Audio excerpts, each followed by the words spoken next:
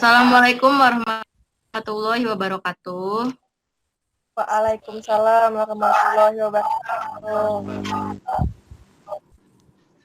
Selamat malam saya ucapkan kepada yang terhormat Bapak Heri selaku dosen dari mata kuliah penelitian sistem informasi dan teman-teman kelas 11-7D11. Kami dari kelompok 6 akan mempresentasikan hasil dari program kreativitas mahasiswa kami atau PKM yang berjudul Cash on Your Hand Application. Sebelum memulai presentasi, saya akan memperkenalkan nama-nama anggota kelompok 6 terlebih dahulu. Yang pertama ada Torik Al-Haq, yang kedua Nika Josepira Izzati, yang ketiga dengan saya sendiri Widi Setiana, yang keempat Ihsan Al-Syaban, yang kelima Kristina Yolanda Latukolan, yang keenam Anita Gusriawati. Baik, untuk mempersingkat waktu, kita langsung saja ke penjelasan. Yang pertama akan dijelaskan oleh Saudari Nika. Untuk Saudari Nika, waktu dan tempat saya persilakan.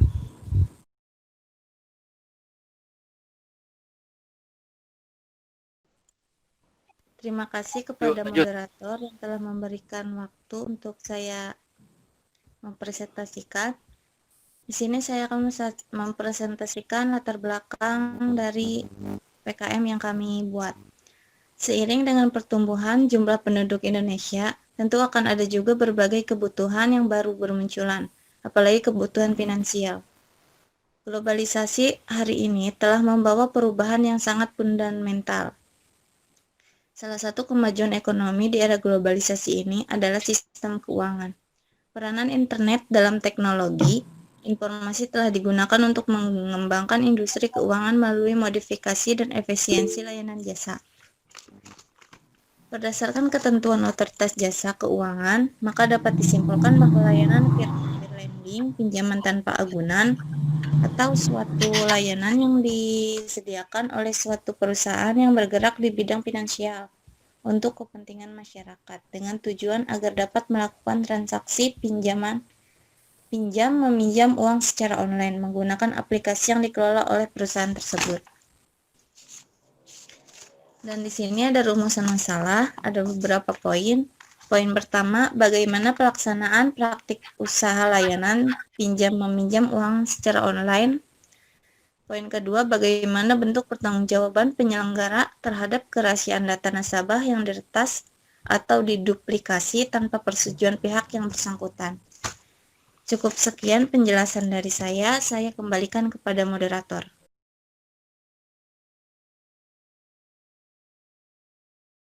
Baik, terima kasih Saudari Nika. Untuk penjelasan berikutnya akan dijelaskan oleh Saudari Anita.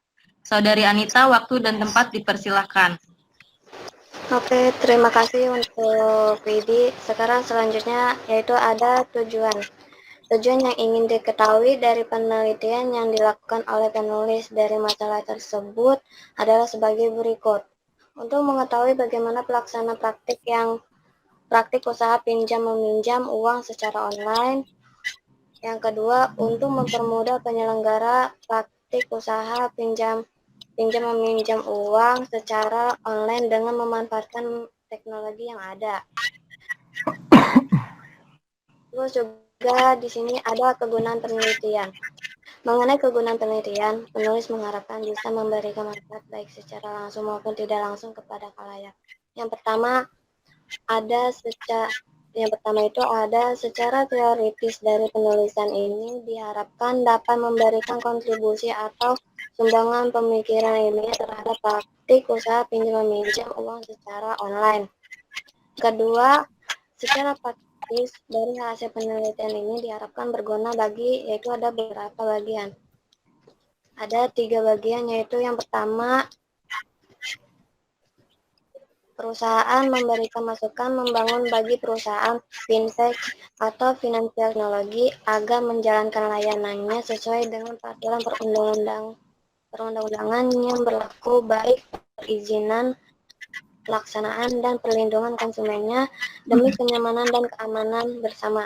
Yang kedua yaitu debitur, memberikan wawasan tambahan dan keilmuan dalam bidang perlindungan konsumen sebagai salah satu referensi bagi perkembangan ilmu pengetahuan hukum agar para debitur fintech finansial bagi bisa memperjuangkan hak dan kewajibannya dan tidak tertipu oleh sistem yang menjebak atau merugikan debitur. Yang ketiga ada masyarakat, memberikan pemahaman yang lebih bagi masyarakat luas dari berbagai kalangan yang belum mengenal dan ingin mencoba bertransaksi perbankan secara online agar mengetahui manfaat dan resiko dari layanan ini. Terima kasih. Baik, terima kasih Saudari Anita. Untuk penjelasan berikutnya akan dijelaskan oleh Saudara Ihsan. Saudara Ihsan, waktu dan tempat dipersilahkan. Iya, selamat malam semuanya. Ya, Malam. sekarang saya akan mempresentasikan dua tinjauan pustaka. Yang pertama, sistem informasi. Menurut Wisnu Murtis Adiwibowo, sistem berasal dari kata bahasa Latin sistema dan bahasa Yunani systema, adalah suatu kesatuan yang berdiri dari beberapa komponen atau elemen yang memiliki aliran hubungan untuk maksud dan tujuan yang sama. Istilah ini sering digunakan untuk menggambarkan suatu entitas yang saling berhubungan antara satu dengan yang lainnya, sehingga semuanya saling berinteraksi. Yang kedua adalah sistem komputerisasi. Menurut Febrian Wahyu Kristanto, sistem komputerisasi sangat dibutuhkan di dunia perbankan dan koperasi simpan pinjam. Sekarang ini sebagian besar bank dan koperasi simpan pinjam sudah menggunakan sistem komputerisasi dalam pencatatan transaksi keuangan yang dilakukan. Yang ketiga adalah web. Menurut Wisnu Murti Adiwibowo, situs web adalah kumpulan halaman web yang saling berhubungan, termasuk di dalamnya konten multimedia, biasanya diidentifikasi dengan umum nama domain dan ditampilkan pada setidaknya satu web server. Yang keempat, penjelasan tentang peminjaman online. Menurut Raden Ani Eko Wahyuni, meningkatnya nilai pendanaan peminjaman online dalam 3 tahun terakhir menunjukkan adanya kepercayaan yang tinggi dari masyarakat terhadap perusahaan penyedia bisnis finansial teknologi. Mayoritas peminjaman yang dilayani peminjaman online berasal dari kelompok pekerja, petani, nelayan, pengrajin dan usaha mikro kecil dan menengah atau UMKM. Alasan melakukan peminjaman online adalah kesulitan dalam mengakses layanan keuangan formal dengan berbagai persyaratan administrasi yang harus dipenuhi. Cukup sekian dan terima kasih. Baik, terima kasih Saudara Ihsan. Untuk berikutnya akan dijelaskan oleh saya sendiri, Widi. Di sini saya akan menjelaskan tentang metode pelaksanaan pada bagian penyusunan konsep dan teknik pengumpulan data. Yang pertama, penyusunan konsep. Penyatuan konsep ini berasal dari penyatuan ide dari para anggota kelompok yang kemudian kami gabungkan menjadi suatu ide yang konkret. Tahap ini menggambarkan konsep dalam bentuk sketsa. Selain itu, tahap ini membahas tentang fitur-fitur apa saja yang akan ditampilkan ke dalam aplikasi peminjaman online, serta bagaimana desain dari aplikasi peminjaman online ini. Yang kedua, teknik pengumpulan data. Teknik pengumpulan data yang kami gunakan di sini ada 3, yaitu observasi lapangan, wawancara, dan studi pustaka. Observasi lapangan yang kami lakukan ialah berupa kegiatan yang setiap saat dilakukan dengan kelengkapan panca indera yang dimiliki. Selain melihat informasi atau berita dari berbagai media seperti koran, radio, dan televisi, kami juga melakukan kegiatan observasi lapangan ini dengan mengamati secara langsung kondisi dalam suatu lingkungan. Wawancara. Kami melakukan wawancara intensif atau wawancara mendalam dengan cara bertatap muka langsung dengan informan guna mendapatkan data yang lebih lengkap dan mendalam. Berikutnya, studi pustaka. Ini kami lakukan dengan cara mencari bahan dan referensi dari beberapa sumber seperti buku-buku, jurnal, dan artikel ilmiah. Baik, sekian penjelasan dari saya. Untuk penjelasan berikutnya akan dijelaskan oleh Saudari Yolan. Saudari Yolan, untuk waktu dan tempatnya saya persilahkan. Baik, terima kasih. Kali ini saya akan mengenai tahap pelaksanaan. Jadi setelah kami melakukan tahap pengumpulan data, kami akan melakukan tahap pelaksanaan dengan menggunakan metode pengembangan perangkat lunak, yaitu metode waterfall. Adapun tahap-tahap dari metode waterfall, yaitu yang pertama ada analisis kebutuhan. Pada tahap ini, kami akan mengumpulkan data dan menganalisis sistem yang sedang berjalan pada perusahaan penyedia pinjaman dana tunai. Sehingga dari analisis tersebut, kami dapat mengetahui apa saja yang diperlukan dari aplikasi atau software yang diinginkan. Kemudian kita masuk ke tahap yang kedua. Berdasarkan hasil analisis yang kami peroleh, nantinya kami akan mendeskripsikannya dalam bentuk Entity Relationship Diagram atau ERD dan Logical Research Structure atau LRS. Dan nantinya kami akan membuat database dengan menggunakan PHP-MyAdmin. Dan database itu nantinya akan kami gunakan dalam aplikasi. Kemudian kita masuk ke tahap yang ketiga, yaitu adalah tahap desain. Pada tahap ini kami menggambarkan prototipe dari aplikasi yang akan kami bangun, yaitu aplikasi Cash on Your Hand Application.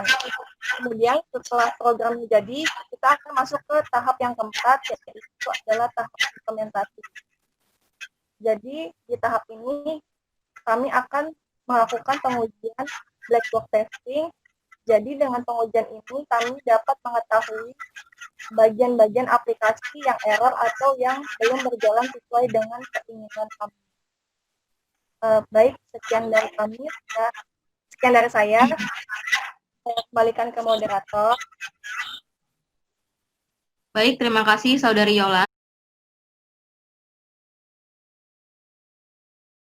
Penjelasan berikutnya akan dijelaskan oleh Saudara Torik.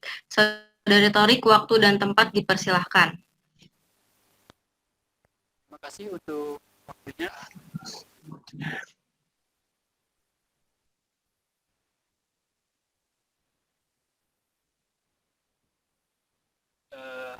Biaya dan jadwal kegiatan. Rincian biaya. 1.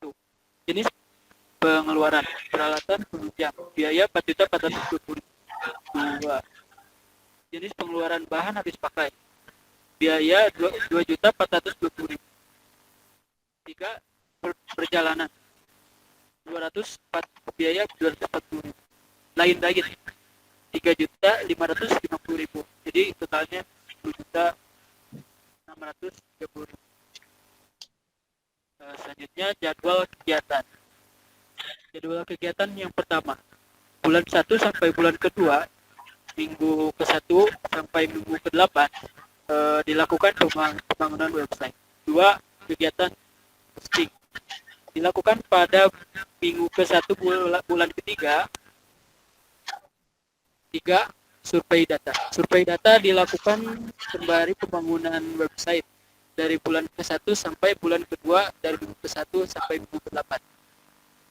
4. Pengadaan alat dan bahan dilakukan bulan ke-1 dari minggu ke-1 sampai minggu ke-5. 5. Desain website dilakukan pada bulan kedua, ke-1 sampai minggu ke-4. 6. Publikasi dan promosi website dilakukan pada bulan ketiga, dari minggu ke-1 sampai minggu ke-4. 7. Pemasaran produk melalui website dilakukan pada bulan ke-4, dari minggu ke-1, bulan ke-4 dan bulan ke-5, dari minggu ke-1 sampai minggu ke-8. Selanjutnya rincian anggaran biaya. Justifikasi anggaran kegiatan. Bagian 1. Peralatan penunjang. 1. Untuk sewa komputer, penggunaannya untuk backup data, local host, dan desain. Jumlah satu saja, harga 600.000, total 600.000, karena satu buah saja. 2. Internet, untuk mengakses website. Untuk paket 2 bulan, 175.000. 3. Modem, penggunaan untuk mengakses website, jumlah satu buah internet, harga 500.000. Empat, basic hosting. Basic hosting via Niaga Hoster. Penggunaan untuk keperluan simpan hosting website. Jumlah untuk 1 tahun atau 12 bulan. Per bulannya 250.000 dikalikan 12 menjadi 3 juta. Bermain.com. Dari Niaga Hoster juga. Penggunaan untuk alamat website, jumlah 1 buah saja, harganya 140.000. Total 140.000. Jadi total untuk peralatan penunjang adalah 4.420.000. Kedua, biaya habis pakai. 1. Keterangan atas 4. Penggunaan untuk mencetak gambar brosur buat website, jumlah 3 rim per harga per 1 rimnya 40.000, kan jadi 120.000. 2. Tinta RGB. Penggunaan refill tinta. Jumlah 9 buah, harga 1 buahnya 50.000 dikalikan menjadi 450.000 untuk 9 buah. Flash disk 8 GB, penggunaan untuk setiap isian angket jumlah 5 buah, harga 50.000 total dikalikan 5 buah menjadi 250.000. 4. Black Note. Penggunaan hadiah untuk isian angket jumlah 10.000, harga per buahnya 15.000, total 150.000. 5. ATK. Kertas dan lain-lain. Penggunaan untuk beli data, membeli untuk 1 paket, harga 1 paketnya 450.000. Itu saja. 6. CD dan case. Penggunaan untuk getting data jumlah 10, harga per satu aja 30.000, total 300. Beli template untuk website, beli jumlah 1, harga per template-nya 700.000, beli 1 jadi 700.000. Untuk bagian biaya habis pakai totalnya 2.420.000. Bagian ketiga, perjalanan. 1. Untuk study room literatur, penggunaan untuk mengumpulkan data, satuan per orang 30.000, lama untuk 8 hari dikalikan menjadi 240.000. Untuk bagian perjalanan 240.000 total. Lain-lain. Bagian 4, lain. 1. Penyusulan laporan, termasuk penggandaan, pengaktifan, penjelitan. Penggandaan kuantitasnya 3 rim, biaya per rim 40.000, total 120.000. Untuk pengaktifan, kuantitas buah, biaya per buahnya 10.000, totalnya dikalikan 400. Untuk penjelitan 5 buah, 1 buahnya 50.000, dikalikan menjadi 250.000. 4. Jasa pengetikan, penggunaan per lembar, kuantitas 10.000, biaya per buahnya 15.000, dikalikan 10 buah menjadi 150.000. 5. Biaya penunjang biasa, penggunaan pulsa dan atau paket data, kuantitas untuk orang per orangnya 50.000, dikalikan 6 jadi 300. 6 per selama 5 bulan, per bulannya 150.000, totalnya 700. 7. Publikasi, penggunaan untuk website, sosmed dan lain-lain, biayanya kira-kira 1.500, totalnya saja 1.500.000. Jadi total untuk biaya lain-lain adalah 3.550.000. Jika di total semuanya menjadi 10.630.000 rupiah. Terima kasih, dikembalikan kepada Budi.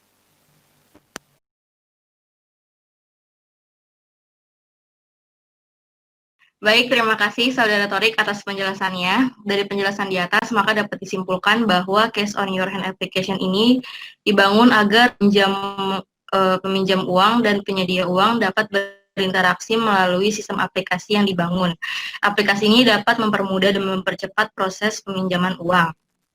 Sekian presentasi dari kami, kelompok 6, kurang lebihnya mohon maaf. Semoga materi yang kita sampaikan dapat dipahami dengan jelas dan bermanfaat bagi penonton.